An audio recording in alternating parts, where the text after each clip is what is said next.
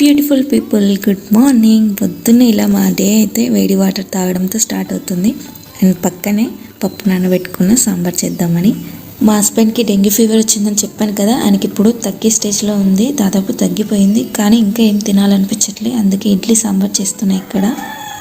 మామూలుగా ఇంట్లో carrot, beetroot, tomato, కీరా అవైలబుల్గా ఉన్నప్పుడు నేను డైలీ జ్యూస్ చేస్తాను, అవి లేనప్పుడు స్కిప్ చేస్తాను. సో ఇక్కడ జ్యూస్ చేయడానికి ప్రిపేర్ చేస్తున్నా. మామూలుగా అయితే నేను పొట్టు తీయని మినపప్పుని అస్సలు యూజ్ చేయను, కానీ మా హస్బెండ్కి ఇలా అయితేనే నచ్చుతుంది, అందుకే ఇలా చేయక తప్పట్లేదు. ఇలా చేసినా కూడా అందులోకి కొంచెం హెల్తీగా ఉండాలని చెప్పి క్యారెట్ని, బీట్రూట్ని తురిమి అందులో వేస్తున్నా. పొద్దున్నే వేడి వాటర్ తాగడం అండ్ అలాగే వెజిటేబుల్ జ్యూస్ తాగడం వల్ల మన బాడీ డీటాక్స్ అవుతుంది, అలాగే మన స్టమక్ కూడా క్లీన్ అవుతుంది. సో మీరు కూడా ఈ హెల్తీ హ్యాబిట్ని మీ లైఫ్లో ఇన్బిల్డ్ చేసుకోండి. ఇక్కడ నేను జ్యూస్ అయ్యే టైంలో క్యారెట్, బీట్రూట్ని తురిమేసుకుంటున్నా. ఇలా ఏది తురిమినా నా చేతికి గాయాలు మాత్రం అవ్వడం తప్పదు, ఎప్పుడూ ఏదో ఒకటి అవుతూనే ఉంటుంది తురిమినప్పుడు. మా హస్బెండ్కి మాత్రం పొద్దున్నే వాటర్ తాగే అలవాటు అస్సలు లేదు. ఆయనకి వాటర్ తాగితే వామిటింగ్ ఫీలింగ్ వస్తుందంట పొద్దున్నే తాగితే. కానీ ఎలాగో అలా అలవాటు చేసా. కొత్తగా అలవాటు చేసుకున్న వాళ్ళకి అలాగే అనిపిస్తుంది, వాటర్ తాగినప్పుడు వామిటింగ్ ఫీలింగ్ అనిపిస్తుంది. కానీ చిన్నగా అలవాటు చేసుకుంటే అదే అలవాటు అయిపోతుంది. నేను ఎప్పుడు ఆయనకు చెప్తూ ఉంటే పరిగెడుపున కనీసం ఒక 1 లీటర్ వాటర్ అన్నా తాగాలి, ఎందుకంటే మన బాడీ క్లీన్ అవుతుంది, మన స్టమక్ క్లీన్ అవుతుంది. కానీ ఆయన అస్సలు వినడు, అందుకే నేను ఒక గ్లాస్ వేడి వాటర్ ఇచ్చిన కొద్దిసేపటి తర్వాత ఇంకో గ్లాస్ జ్యూస్ ఇస్తా. ఇలా ఒక 1/2 లీటర్ వాటర్ బాడీలోకి వెళ్ళిపోతాయి. అండ్ అలాగే ఇక్కడ డెంగ్యూ ఫీవర్ తగ్గడానికి ప్రోటీన్ ఫుడ్ పక్కా అవసరం, అందుకే ప్రోటీన్ ఫుడ్ కోసం నేను పల్లీల్ని, బాదం పప్పు నానబెట్టా. ఇది డైలీ ఆయనకి మార్నింగే ఇస్తున్నా డెంగ్యూ ఫీవర్ వచ్చినప్పటి నుంచి. ఇక్కడైతే ఇడ్లీ బ్యాటర్లో క్యారెట్, బీట్రూట్ తురిమేసి కలిపేసా. అయితే నేను ఇక్కడ ఇడ్లీ పాత్రలో కాకుండా ఇలా ప్లేట్లో చేయాలనుకుంటున్నా. నేను ఒక యూట్యూబ్ వీడియోలో చూశాను, కానీ వస్తుందో లేదో ట్రై చేస్తున్నా, చూద్దాం వస్తుందో లేదో పర్ఫెక్ట్గా. మినపప్పు మనం ఎప్పుడైనా పొట్టు తీయండి అస్సలు యూజ్ చేయొద్దు, ఎందుకంటే అసలు దానివల్ల ఏం యూజెస్ ఉండవు. వైట్గా కనిపించేది మనకి ఏది మన బాడీకి హెల్తీ కాదు, అందుకే మనం అవి ఎక్కువగా యూజ్ చేయొద్దు. ఎగ్జాంపుల్కి సాల్ట్, షుగర్, వైట్ రైస్, మినపప్పు, ఇడ్లీ రవ్వ కూడా వైట్ కలర్లోనే ఉంటుంది. ఇలాంటివి మనం ఎక్కువగా యూజ్ చేయొద్దు, ఇవి మన బాడీకి ఎంతగా ఏం యూజ్ ఉండదు అవి తినడం వల్ల. కానీ మనకి పాలిష్ చేసిన రైస్ అలవాటైపోయింది. ఇలా పాలిష్ చేసిన రైస్ తినేసి ఇప్పుడు పాలిష్ చేయని రైస్ తినాలి అంటే, రెడ్ రైస్, బ్రౌన్ రైస్ తినాలంటే మనకు చాలా కష్టంగా అనిపిస్తుంది. కానీ అలవాటు చేసుకోవాలి, గుడ్ హ్యాబిట్స్ అలవాటు చేసుకోవాలి. మనం అలవాటు చేసుకొని మన నెక్స్ట్ జనరేషన్కి చెప్పాలి, కానీ మనకే కష్టంగా ఉంది, మన నెక్స్ట్ జనరేషన్కి ఏం చెప్తాం. నేనైతే ఇక్కడ సాంబార్ చేస్తున్నా. సాంబార్ చేయడానికి ఇంట్లో అన్ని ఇంగ్రీడియంట్స్ లేవు, ఉన్నవాడితో ఎలాగో అలా అడ్జస్ట్ చేస్తున్నా. పప్పు అయితే ఉడికింది. నేనైతే కర్రీలోకి అయోడైజ్డ్ సాల్ట్ అస్సలు యూజ్ చేయను. ఇక్కడ నేను యూజ్ చేసే సాల్ట్ మనకి రాళ్ళుప్పు, దొడ్డుప్పు ఉంటుంది కదా, దాన్ని మిక్సీలో మెత్తగా పట్టి ఒక డబ్బాలో పోసి పెట్టుకున్నా. ఇప్పుడు దాన్ని ఎప్పుడైనా కర్రీలోకి యూజ్ చేసినప్పుడు దాన్ని యూజ్ చేస్తాను. ఇక్కడైతే ఇడ్లీ అస్సలు రాలేదు, ప్లేట్లో ట్రై చేశాను కానీ రాలేదు సరిగ్గా, వేస్ట్ అయిపోయినట్టే. మళ్ళీ చేయాలి, మళ్ళీ డబుల్ పని, టైమే లేదు, లేట్ అవుతుంది అంటే ఇంకా నేను డబుల్ పనులు పెట్టుకుంటున్నా అన్నీ. ఇప్పుడు ఇడ్లీ మనమే తినాలి. యూట్యూబ్లో చూసినప్పుడు మంచిగా అనిపించింది, ఇదేదో గిన్నెలు చాలా తగ్గిపోతాయి, అన్ని గిన్నెలు తోమాల్సిన పని ఉండదు, ఒక ప్లేట్తో సరిపోతుంది అని చెప్పి ట్రై చేశా, కానీ నాకు రావట్లేదు. ఇక్కడైతే పప్పు అయితే ఉడికిపోయింది, ఆ పప్పుని రుబ్బేసి ఇందులో యాడ్ చేసేస్తున్నా. సాంబార్ అయితే రెడీ అయిపోయింది, మిగిలింది ఇడ్లీని ఇప్పుడు వేరే విధంగా ట్రై చేయాలి. ఇక్కడైతే 3 బౌల్స్ తీసుకొని వాటికి ఆయిల్ రాసి పెట్టా. ఇప్పుడు ఆ బౌల్స్లో ఇడ్లీ బ్యాటర్ వేసి ప్రిపేర్ చేద్దాం. ఇదన్నా సక్సెస్ అవుతుందో లేదో.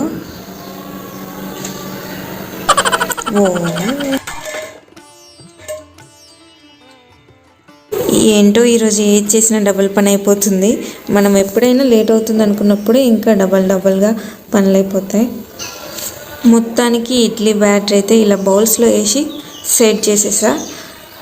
నా కోసం ఇక్కడ గిన్నెలన్నీ రెడీగా ఉన్నాయి, మమ్మల్ని ఎప్పుడు తోముతామని చెప్పి. ఇప్పుడు ఇవన్నీ ఇడ్లీ అయ్యేలోపు ఇవన్నీ తోమేసేయాలి. మనం విలేజ్లో ఉంటే అసలు ఏది వేస్ట్ అవ్వదు, మనం తిన్నాక మిగిలిన ఫుడ్ కూడా వేస్ట్ అవ్వదు.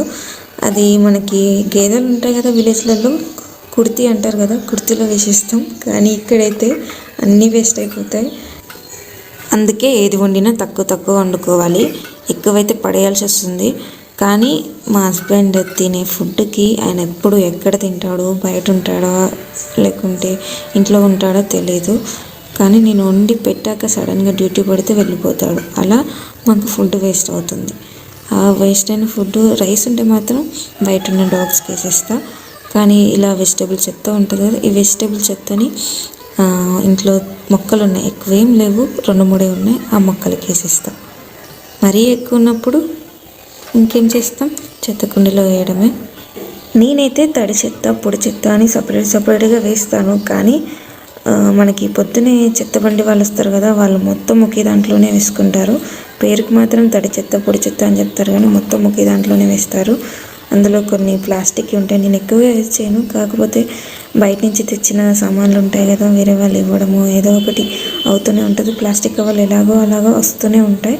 నేనైతే నా వరకు మ్యాక్సిమం యూజ్ చేయడానికి, తగ్గించడానికి ట్రై చేస్తాను. కాకుంటే మ్యాక్సిమం వస్తూనే ఉంటాయి. వచ్చిన కవర్లని బయట పడేయాలి అంటే మనసు రాదు. అది ఎక్కడ ఏ జంతువు నోట్లో పడుతుందో అని భయం అవుతుంది.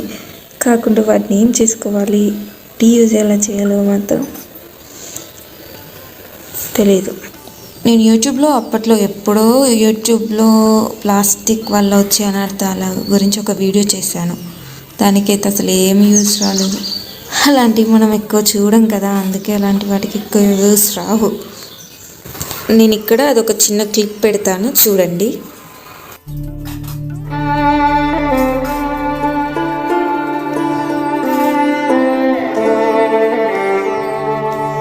ప్లాస్టిక్ పుట్టి 100 ఏళ్ళు అయింది, కానీ ఏ తపస్సు చేయకుండానే 1000 ఏళ్ళ ఆయుష్ను వెంట తెచ్చుకుంది. మన కోసం మనమే తయారు చేసుకున్న ఈ పదార్థం ఇప్పుడు మన కొంపే ముంచుతోంది. గాలిలో, నీటిలో, ఇంట్లో, చేతిలో, ఎక్కడ చూసినా ఇదే. ఆఖరికి ఇప్పుడు మన ఒంట్లోకి చేరుతుంది. కూరగాయలు కొంత క్యారీ బ్యాగ్, పండ్లు కొంత క్యారీ బ్యాగ్, బట్టలు కొన్న క్యారీ బ్యాగే. గుడికెళ్తే దేవుడికి కొబ్బరికాయ, పూలదండ ప్లాస్టిక్ క్యారీ బ్యాగ్లోనే. హోటల్ నుంచి క్యారేజ్ తెచ్చుకుంటే వేడివేడి బిర్యానీనే కాదు, కూరలు, సాంబార్, రసము అన్ని ప్లాస్టిక్ సంచుల్లోనే. సాయంత్రం టైంలో మిర్చీలు, పానీపూరి, ఆకుకూరలు, పువ్వులు ఎక్కడ ఏవి కొన్నా వాటినిచ్చేది ప్లాస్టిక్ బ్యాగ్స్లోనే. పిల్లలకి, పెద్దలకి అందరికీ టిఫిన్ బాక్సులు, నీళ్ల సీసాలు ప్లాస్టిక్వే. ఇంట్లో ఫర్నిచర్, ప్లాస్టిక్ కుర్చీలు, వంటింట్లో ఉప్పు పప్పులు పోసుకోవడానికి ప్లాస్టిక్ డబ్బాలు, మంచినీళ్ళ బాటిలు, టీ కప్పులు, కూల్ డ్రింక్ సీసాలు, స్ట్రాలు అన్నీ ప్లాస్టిక్వే. కడిగే పనే ఉండదు, ఎంచక్క తాగేసి పక్కన పడేయచ్చు. అలా అనుకునే ఎవరికి వారు వాడి పడేస్తున్నారు. ఇప్పుడు అదే ప్లాస్టిక్ మనల్ని వాడి పడేయడానికి సిద్ధంగా ఉంది. సరుకు ఈ వీడియోని వీలైతే నా యూట్యూబ్ ఛానల్లో మళ్ళీ అప్లోడ్ చేయడానికి ట్రై చేస్తా. అది అంతకుముందుకు వేరే ఛానల్లో అప్లోడ్ చేశాను కానీ పెద్దగా వ్యూస్ రాలేదు. కాకుంటే మనం ప్లాస్టిక్ని తగ్గించడానికి మ్యాక్సిమం ట్రై చేయాలి. కానీ ఎందుకు అంత ఎక్కువగా యూజ్ చేస్తున్నామంటే మనకి అది చాలా ఈజీగా దొరుకుతుంది, ఎక్కువ డబ్బులు పెట్టాల్సిన అవసరం లేదు, సింపుల్గా మార్కెట్లో దొరికిస్తుంది. అందుకే మనం ఇప్పుడు ఒక కాటన్ బ్యాగ్ కొనాలంటే దానికి ఒక 30 రూపీస్ అలా ఉంటుంది. అదే క్యారీ బ్యాగ్ అయితే సింపుల్గా మనం ఏది కొంటే అది సింపుల్గా డబ్బులు తీసుకోకుండానే ఇస్తున్నారు. మనకి అన్ని ప్లాస్టిక్ సామాన్లన్నీ ఈజీగా అవైలబుల్ ఉండడం వల్లనే వాటి వాడకం ఎక్కువగా పెరిగిపోయిందని నేను అనుకుంటున్నాను. కానీ ఫ్రెండ్స్, మనం రీయూజ్ చేసే ప్లాస్టిక్ని యూజ్ చేయొచ్చు. అంటే దాన్ని రీసైకిల్ చేసి మళ్ళీ యూజ్ చేస్తారు కదా, అలాంటివి అయితే ఓకే. కానీ మనం పాలిథిన్ కవర్స్ ఉంటాయి కదా, అవి మాత్రం యూజ్ చేయొద్దు. మనం 1 టైం యూజ్ చేసి ఇలా పడేసేవి ఉంటాయి కదా, వాటిని యూజ్ చేయడం తగ్గిద్దాం. ఎందుకంటే మనం ఒక్కరమే కాదు కదా, మనతో పాటు మన చుట్టూ ఉన్న పక్షులు, జంతువులు, నేచర్ అన్నీ హ్యాపీగా ఉండాలంటే మనం కొన్ని మంచి అలవాట్లు చేసుకోవాలి. అండ్ ఇక్కడైతే నా ఇడ్లీ అయిపోయింది. ఫైనల్గా ఏదన్నా మంచిగా వస్తుందో రాదో చూడాలి. వచ్చినా రాకున్నా ఎలాగో అలా తినేస్తాం, ఎందుకంటే మళ్ళీ నాకు డబల్ చేసే ఓపిక లేదు. ఫైనల్గా ఎలాగో అలా అయితే వచ్చేసింది. అందుకే ఇలా కొత్త ప్రయోగాలు చేయొద్దు. సప్పుడు కాకుండా ఇడ్లీ పాత్రలో పెట్టేస్తే అయిపోయేది, కానీ ఇలా టైం వేస్ట్ చేసుకున్నా ఫైనల్గా అయితే అయిపోయింది. ఇప్పుడు ఇది తీసుకెళ్ళి మా హస్బెండ్ గారికి పెడితే ఎన్ని వంకలు పెడతాడో దీనికి, ఇట్లుంది అట్లుంది అని చెప్పి. ఆయనకి ఇడ్లీ వైట్గా ఉండాలి, ఇలా కలర్గా ఉంటే అస్సలు నచ్చదు. కానీ హెల్తీగా ఉండాలంటే తప్పదు, తినాలి ఇలాంటిదే. ఓపికతో నేను చెప్పిన ముచ్చటంతా విన్నందుకు థ్యాంక్ యూ అండి. Thank you for watching.